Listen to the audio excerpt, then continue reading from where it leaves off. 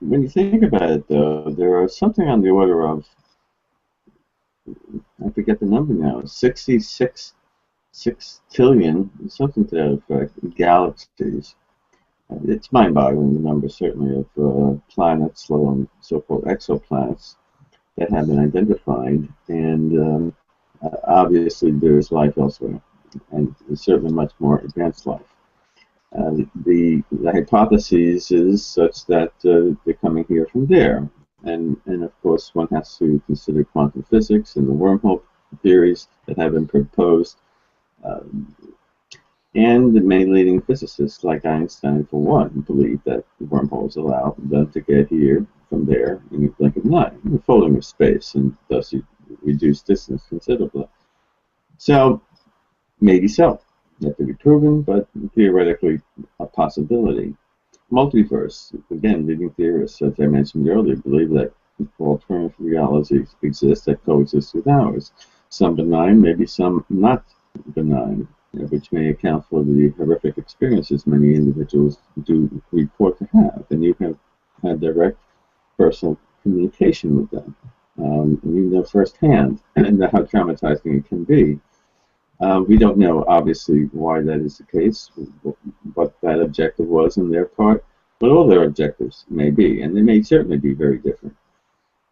So, I don't know what we're dealing with. Something from far, far away, something from right in front of our face, but in a different, non-local, so to speak, space-time environment. Or, as some people propose, that they're from the future.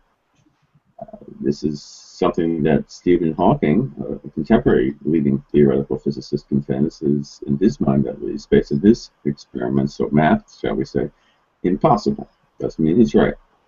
That is often interpreted by many ufologists, researchers, that the alien abduction phenomena, in part, subserves the need to modify to their advantage DNA material, using our sperms and eggs as a gene pool. So maybe that is the case. I don't know if that's a bold leap trying to connect those dots or not. Is that the reason for the alien abduction phenomenon? Why do people report that they have been on board the so-called craft? Shapes vary considerably, from circles to disc shapes, saucer shape. That's the most common, but they vary in range and size from 10, 20 feet to miles long. They come in all different shapes, sizes, colors, speeds, you name it, and GM makes them.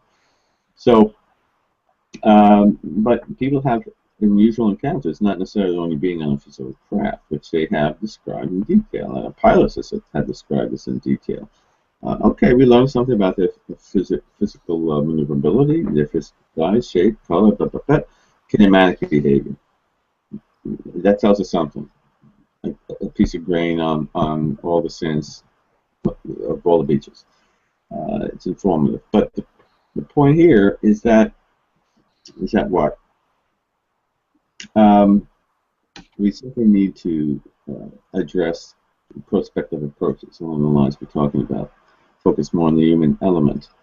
Still do serious scientific studies. Try to create a stronger foundation upon which future research can build upon. Not that we're going to have all the answers. Now, we may be barking up the wrong tree or down the wrong rabbit hole.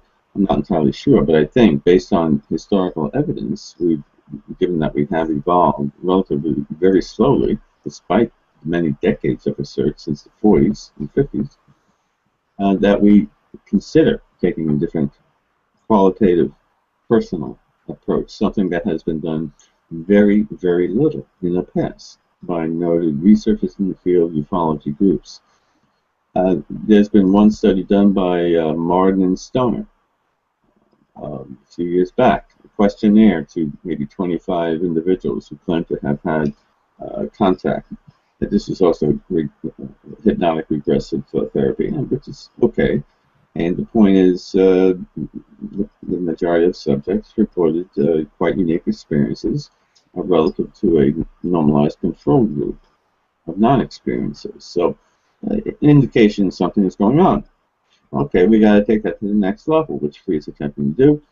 There'll be other levels, of course, involved in the future.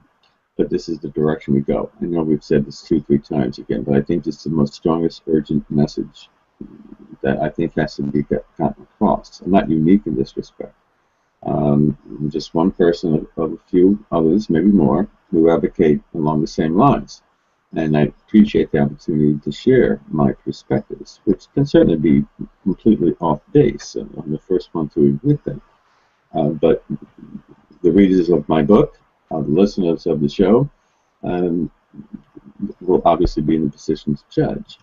But all I'm doing is trying to, as best as possible, present possibilities, the facts as I see them, evidence, which is well known, and more importantly, what we need to do tomorrow to better understand the unique foundation and meaning, importance, implications of this phenomenon. Does it have anything to do with continuity of consciousness? I don't know. Maybe it does. Well, and I certainly would like to travel down that road with you as far as the continuity of consciousness is concerned, because that's something that most UFO researchers and people that I have on the show haven't really spoken about much, and so it's quite refreshing to go down that path. But I do have to tell you, we do have a question, and again, if you don't know the answer to the questions, it's all good, but one of the viewers has asked if there had been any data on friendlies versus the non-friendlies. Not to my knowledge, and if any data has been obtained, it would be highly skeptical and tentative at best. I would like to certainly see that data. Nevertheless, coming out of our results, we alluded to it very briefly earlier, there are people that have good and bad experiences. I don't know if that's symptomatic of friendlies and non-friendlies, however. Some people even contend there's ongoing wars up there among friendlies and non-friendlies. I'm not exactly sure what kind of context of questions we can put in. But, good and evil. Maybe that's been the way of looking at it too, and from what people say, it may very well be that is the case. Be careful who you speak to if you're able to speak to them at all. But they may very well have different missions. Well, and yeah, and I would have to agree with that statement. Is how do we determine who's a friendly and who's a non-friendly? By what action? By what is it that would make one a friendly and not another a friendly? There has to be some differentiation there for sure. With that, in my opinion as well. But I have never heard of anybody specifically speaking on any data that any kind of analysis had ever been taken in regards to that particular question. Okay, has anyone stated in their report that this was a good contact or this was a bad contact in regards to your report of those 600 people that you pulled out of the 2,500? You want me to repeat the question? Yeah, I do see it. Yeah, there is good contact, there is bad contact. We sort of touched upon that, both of us, in varying ways earlier. And some people have dramatic, adverse psychological consequences. That's long-standing. That's in need of attention. That's in need of professional like you have been involved with. And again, I can't commend you more for the help you provided these poor individuals who have suffered greatly as a result. And yes, it's also that come away with a very positive outcome. More environmentally sensitive, more loving to humanity, more one with the world, more peace. I don't know if I should flip a coin and say, take me. I might get the good or the bad. I don't know. But again, I'm not going to interpret what I'm doing. This is all alleged information by people who report these experiences. What boggles my mind, what raises my eyebrow, what keeps me up sometimes at night, is trying to figure out why the similarity. Is this a psychological condition we have not yet diagnosed? Unlikely. Highly unlikely.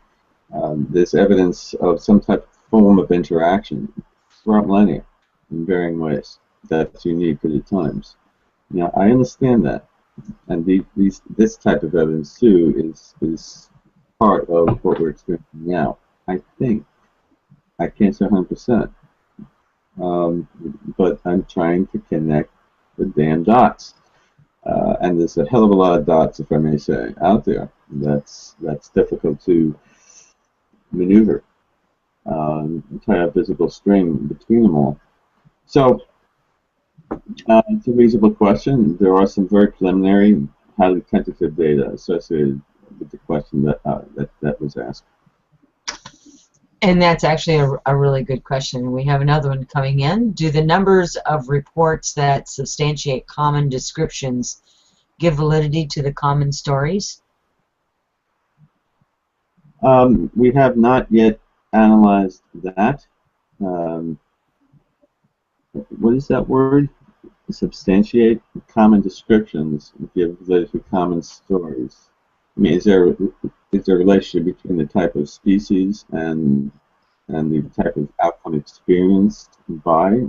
Well, I think he's talking about common descriptions of the people's contact and abductions, etc., and so forth. Entities. He's saying entities. Yeah. Okay. All right. Let's read that again. Do the numbers of the reports that substantiate common descriptions, and I'm thinking this is where the word entities goes in, give validity to the common stories. So, like grays or talls or blondes or yeah. Again, can't make a firm conclusion. I appreciate the question. There's certainly sticking a neck out on the limb saying gray equals good and reptilian equals bad. We don't simply have enough data, and that's not the emphasis of my book for one thing, but it is an intriguing question. It does pertain to a subset of a few questions in our survey. There may very well be a connection. Generally, from what I gather, highly tentative, somewhat speculative. Human-lookings are nice people. Grays are a little emotionless, robotic, but they don't necessarily do no major harm. I could be wrong. Whereas, insectoids, reptilians, in part maybe because of their scary appearance. Not grays aren't too scary, but them more so. That might facilitate some adverse reaction in those who encounter it. Just highly elusive and tentative in nature is my response to that question. There's a long way to go before we can be conclusive about any of that. And I think this is a good place maybe to speak on that for a moment about, what does a reptilian look like to you? What does a reptilian look like to me? I'm not sure why the screen isn't popping back and forth, but it should. Anyway, the idea here is the reptilians, the grays, and there's different grays, the tall grays, short grays, and I've heard some people say some are robotic, some are just totally emotionless. I have met the emotionless ones. I've not met one that was really robotic, but I've also met some that were like, you could tell that was almost like they were awakened, just newly awakened, and like, wow, I didn't know what emotion felt like. The world literally was new to them. Something changed in them. So I have met a few of those myself.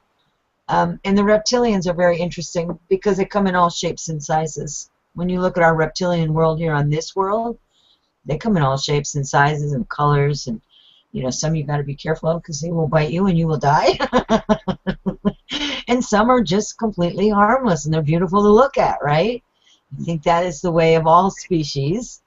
I truly do. And so I think it really is depending upon an individual's viewpoint or what their personal experience may have been. I don't think we need to cubbyhole all reptilians are bad or all insectoids are bad, although some people that's all they ever meet or experience is the negative. That doesn't mean that there isn't some good ones out there, right? There's always somebody that's different. They aren't all Borgs. And if you even if you bring it up the Star Trek thing, you talk about the Borgs, right? Well, there was a few that went rogue.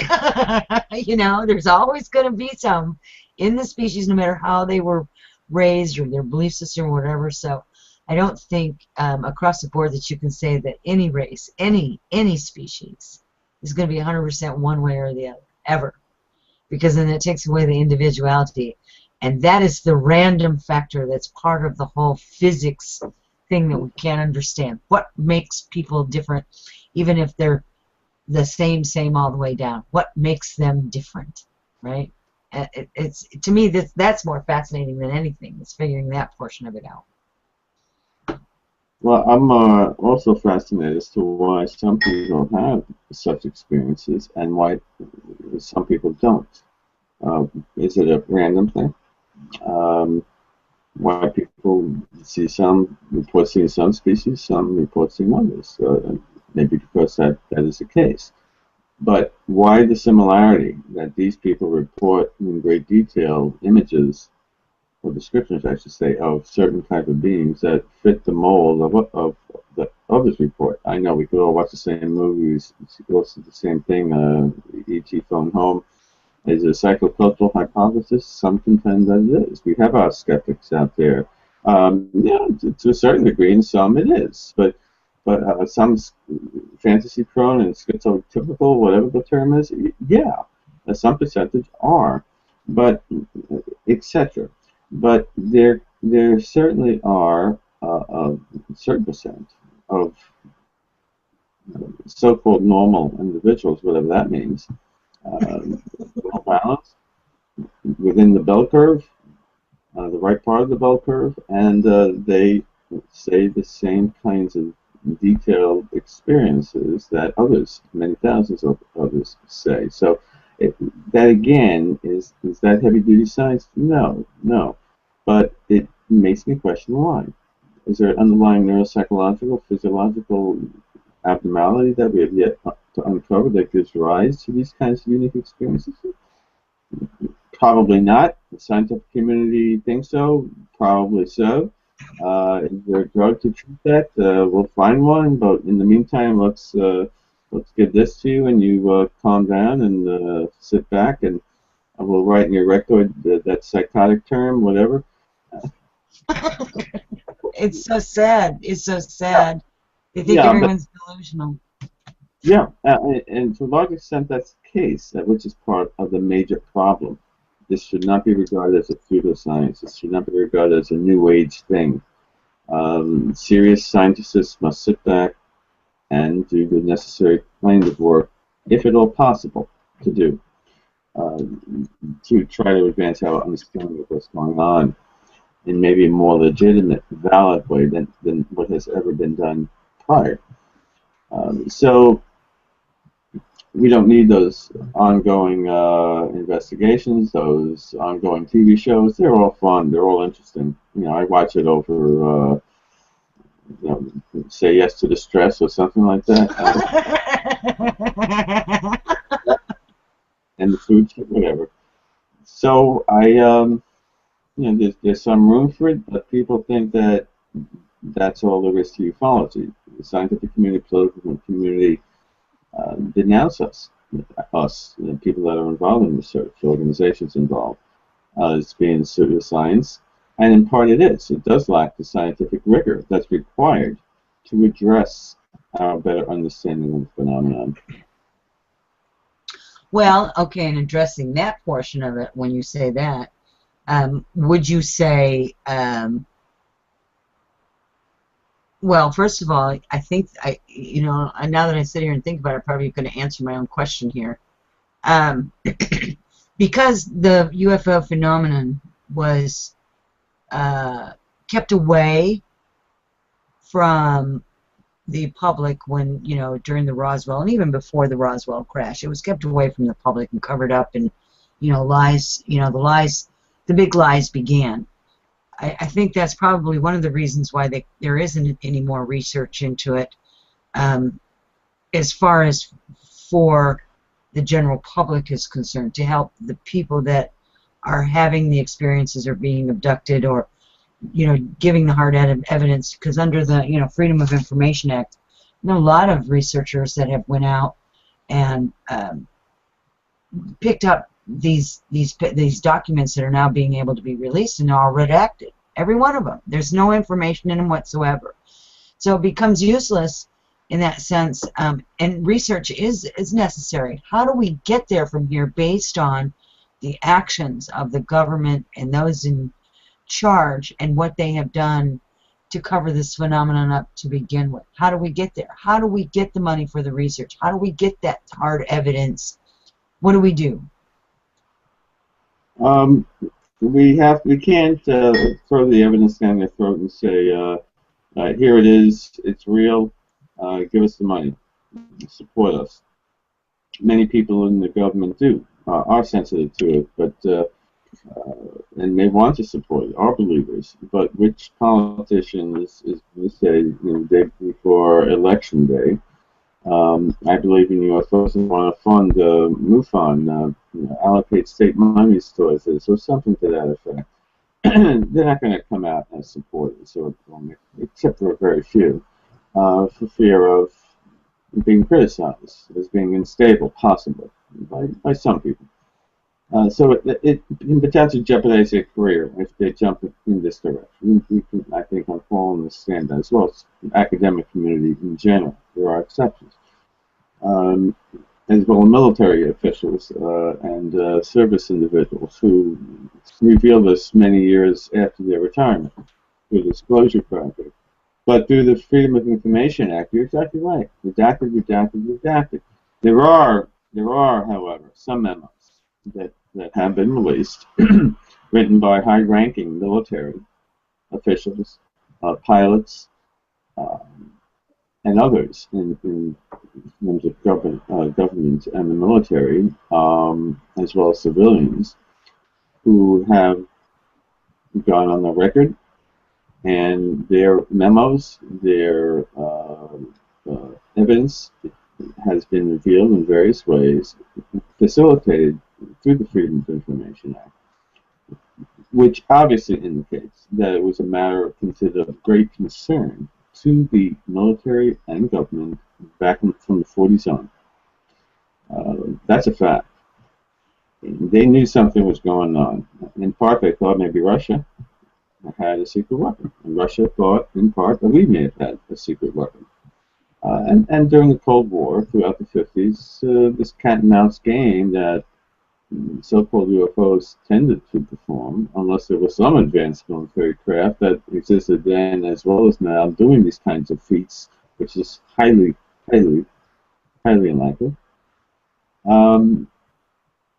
These documents, from generals on down, are very revealing in the sense that they considered it to be a real phenomenon, potentially was a risk to aviation safety, but that it should be taken, interpreted as a matter of more greater importance and should be further studied. And they were right on.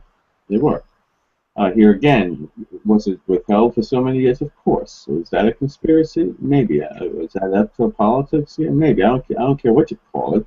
The point is, there's more than sufficient evidence, redacted alone, which indicates that that they knew it was going on. They're very, very highly concerned, and for fear of having to, well, for the need, for the feeling to have to suppress it from the public, for fear of panic. It's a fact. That's what they've said. Fear of, and Nick Pope, who was in a similar situation, who so-called manned the UFO desk as part of the Ministry of Defense back in the 80s and 90s. And we've chatted a few times on, and he clearly revealed there's been many, many cases. Reported that defy logical explanation. The photos, the videos were analyzed, and they were not considered fake. They were not considered as fakes. They were told to hush things up, play around with words to make sure the government got a little sense, but not the whole picture. They were very clever. Nevertheless, this goes on, and this goes on, and they should be more revealing. Yeah, but they should have been more revealing way back then. If they now reveal it decades hence, then they're afraid of the public's reaction. Why'd you keep the secret for so long? You know, who's the bad person? Let's have to have hearings on. Let's have hearings on it. What do you know now? You're still holding the secret. You're going to open up a whole so-called can of worms that the government doesn't want to address. They want to focus on more important things. They're getting reelected in the next election, right? So, yeah, unfortunately. so I mean, there's that element now. There's a lot of attention being drawn there by so-called exopoliticians. Is it important? Yeah, it's important at some level. It satisfies one's curiosity that Eisenhower thought it was a major deal, and he funded, along with some other people, studies to try to better understand the phenomenon. Oftentimes, we can go through the details that bore you, and you know these things. Your audience would be bored to tears, I think, if I went into details about the conclusions of some committees and investigations, which were, let's say, modified or tampered with or played down by higher ups to suit their own particular needs, especially if it wasn't consistent with their position. So a lot of the people who led the charge, like Dr. Hynek, among others, felt that things weren't on the straight and narrow, weren't on the up and up, to their great dissatisfaction and their thoughts that they should never have gotten involved in the first place, investigating this, since there was a different agenda that was going on. They were satisfying public appeal at the time to do something about it, to study the process when they, in a sense, gave the conclusion. For the most part, these studies said about 5% of all reported unusual, unexplained aerial events are unknown. Doesn't mean that they eventually would be known, but we can't explain them. So, nevertheless, out of the hundreds of thousands, millions, that's still a very large percentage. It doesn't mean they're all non-human intelligence. If it means any one of them are, I'm going to be objective for the moment now, and or they could all be. I'm not here to untwist anybody into believing one way or the other.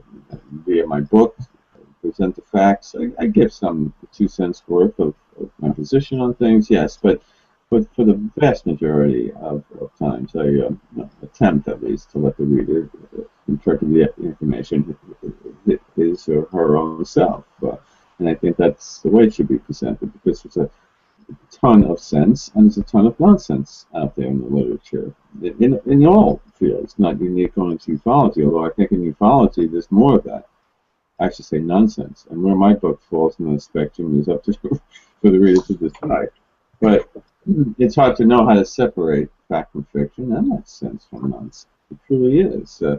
What may sound like nonsense is fact, and vice versa. It's people yearn for answers. They run to books. They try to find these such answers on all subject matter, not only ufology, and they come away shaking their head. It sounds cool, written well. Gee, there's people living on Mars and building greenhouses and all this sort of stuff. Yeah, I don't know what to make sense of out there. And that's why when the names I mentioned, like Hynek and Mack, and there are others, Hopkins, there's a small group there. I listen to. The vast majority I've listened to and I'm not going to listen again. And again, let me commend all of them for their, again, motivation, interest, to help us better understand what is a phenomenon that must be researched, investigated. The priorities are right, I believe. The implications, again, on the individual, societal, spiritual, religious, etc., nature can potentially be pronounced. And for that purpose alone, I think, is worthy of more consideration from the scientific community. And by science, I mean the social sciences as well as the physical sciences, psychology, sociology, counseling, hypnotic regressionists, people with their credentials, which are highly commendable, from all walks, even some business people with a lot of money who can help fund research and provide necessary governance to this very complicated, ongoing research endeavor, which I hope occurs one day. Free, as I mentioned at the top of our broadcast, is a serious attempt in which to do so. And it's evolving. It's more people are gravitating towards it. And once we get the results out with tentative conclusions, it's scratching the surface, I know, but the point is it's the right direction, in my opinion. Many people may certainly disagree, but for the sake of redundancy, we need to move here again in that direction. And maybe the scientific community will then become more engaged, take us more seriously,